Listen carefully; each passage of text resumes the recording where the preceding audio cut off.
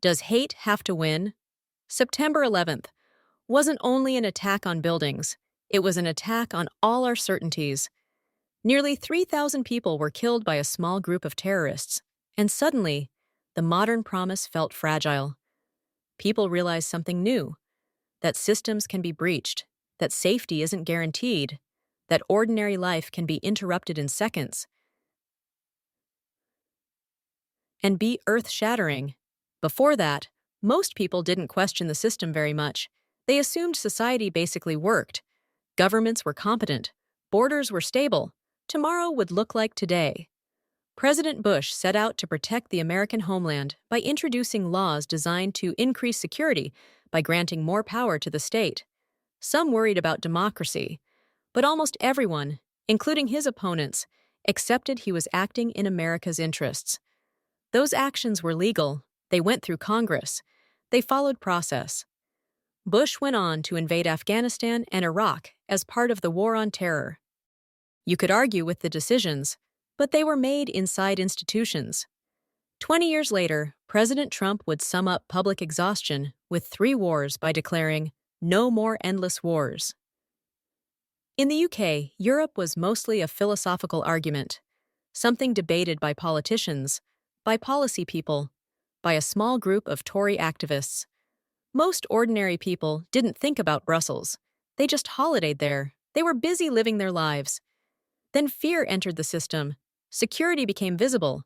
Identity became sharper. Trust became thinner. Inside Muslim communities, most people were horrified by 9/11.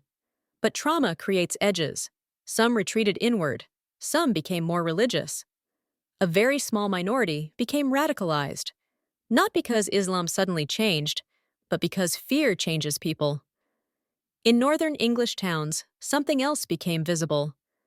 Women dressed head to toe began to appear more often. Not everywhere, not all at once, but enough that people noticed. For some families, it was about faith. For some, about protection. For some, about pressure. For everyone else, it felt unfamiliar. People started quietly asking, "Who are we now? Are we British?" Not aggressively, not politically, psychologically. Then came 2008. The financial crash didn't just destroy savings, it destroyed trust. Banks were rescued. People's houses, the American dream, weren't. Ordinary people weren't. The gap between the haves and the have-nots became impossible to ignore. People worked harder, earned less, and were told this was normal. But they knew it wasn't. That anger didn't disappear. By 2010, in the UK, UKIP emerged. UKIP, the UK Independence Party, led by Nigel Farage. It gave political shape to resentment. At first, questioning Europe, but really, questioning control. They began linking immigration to loss of cohesion, suggesting jobs were being taken, that identity was under threat. People felt decisions were being made far away, by people they never voted for. Take back control worked because people already felt they had lost it. Then, in America, around 2014, Donald Trump began questioning Barack Obama's legitimacy. He picked up the UKIP immigration narrative and magnified it for his own politics, creating an undefined enemy. Not to win an argument, but to give permission to doubt everything. He spoke to people who felt left behind, who didn't trust politicians, didn't trust banks, felt they had no influence, and didn't want to be told what normal was anymore. Obama represented restraint, institutions, optimism, cultural change, global change. For many, that was progress. For others, it felt like displacement. Trump became the negative of Obama. Trump shouted. Trump attacked the status quo. Trump amplified grievance, not because of race alone, but because Trump gave anger a voice. And once Trump was in power, the tone changed again. Because campaigning is easy, governing is not. In Trump's first administration, wiser heads still existed. There were adults in the room, civil servants, generals, advisors, people who quietly limited how far he could go. They slowed things down, translated impulse into process, protected norms where they could. But even then, conventions were treated as optional. Facts became alternative truths. Truth became flexible. Experts became enemies. Everything was personal. Everything was transactional. Then COVID arrived, and the limits of grievance politics were exposed. A virus doesn't care about rallies. It doesn't respond to slogans. It requires coordination, competence, empathy. What we saw instead was denial, blame, spectacle. Nearly 1 million Americans died, not just because of the virus, but because leadership matters in a crisis. Leadership is not a game show. Leadership can be the difference between life and death. COVID laid bare something fundamental, an incapacity to care. Then came the Biden administration, and here, another opportunity was missed to dial down the hate. Instead of focusing entirely on governing, on rebuilding trust, lowering living costs, healing a fractured country, politics turned inward. Trump became the center of gravity. Investigations, indictments, endless media cycles, granting Trump exactly what he wanted, the global media spotlight. Necessary, perhaps, but emotionally consuming. The country stayed locked in the same fight.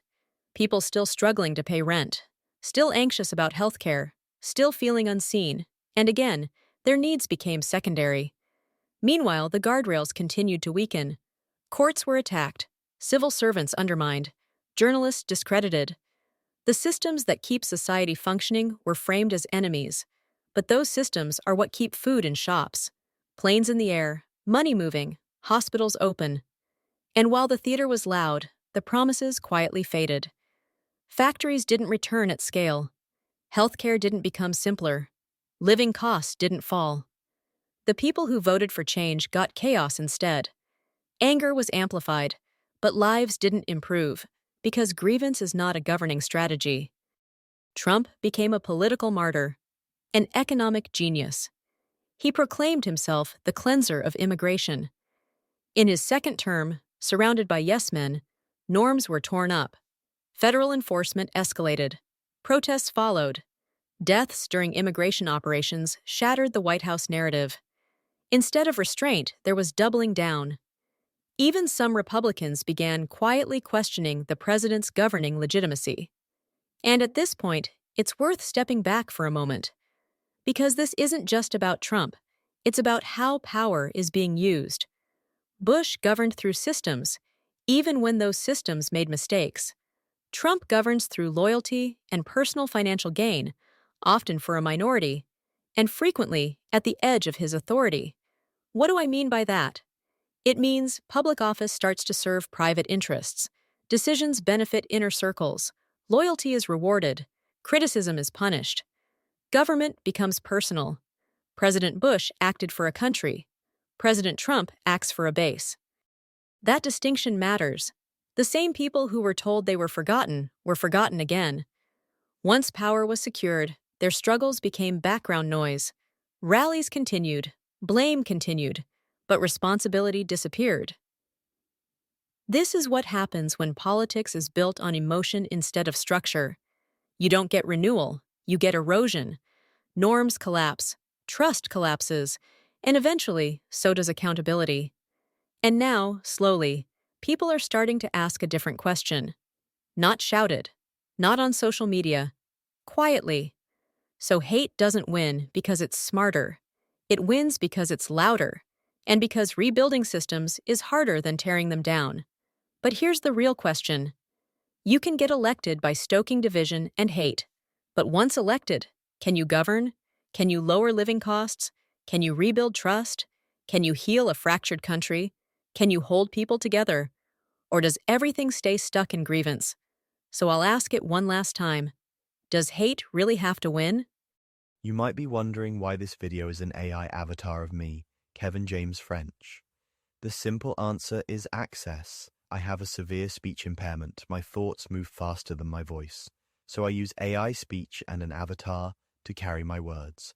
Not to replace me, to reveal me. I don't start with perfect scripts. I start with thoughts, fragments, questions, instincts. I write in drafts, then drafts of drafts. Because I'm not trying to sound clever. I'm trying to say what I actually mean. ChatGPT doesn't give me opinions. It doesn't tell me what to think.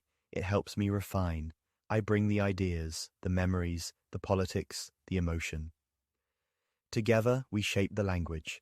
Every line in this video is my perspective, my argument, my responsibility.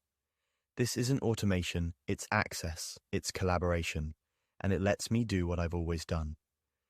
Think out loud, build ideas, and share them with you.